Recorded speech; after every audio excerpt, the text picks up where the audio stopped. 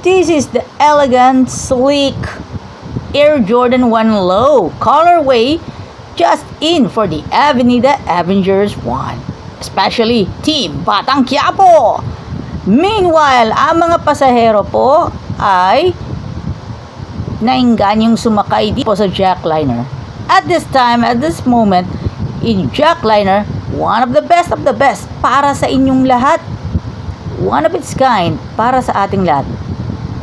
If that reminds you the best in Avenida Avengers, don't forget, mga kaibigan, it's the jackliner boss 88151 Dalahican Avenida, certified Batang Quiapo,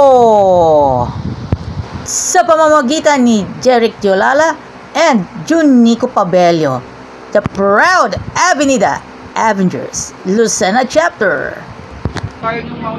Episodes. Yes, 3 episodes. I think 3 episodes na nasa kanya eh. Dalawa kay Bacaro, kay Jolala is first time 88151. Kilala mo si Bacaro? Yes, yung driver ng 88151 during after graduation sa, alam na, thank you. After ng graduation ng mga bus from shuttle service, after the graduation from shuttle service, ginawa na ng paraan para maibiyahe po sila sa Avenida. Sana na sa lahat po ng pasahero in Manila area, wag na kayo magsiksikan sa Buendia, sa Avenida Terminal na kayo. Sana suportahan natin ang jackliner Multiverse Terminal.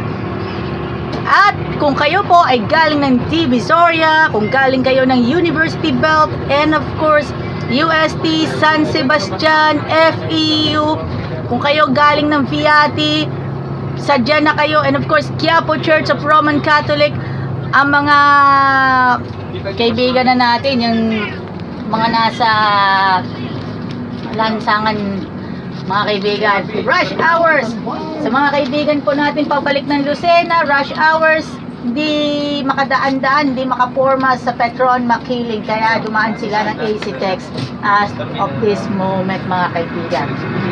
Kaya sa mga kababayan po natin in Manila na huwag kayong magsiksikan sa Buendia, sa Avenida na lamang kayo pumila para maging smooth sailing ang terminal ng jackliner in Avenida Multiverse. Doon sa unahan ng jeep yan.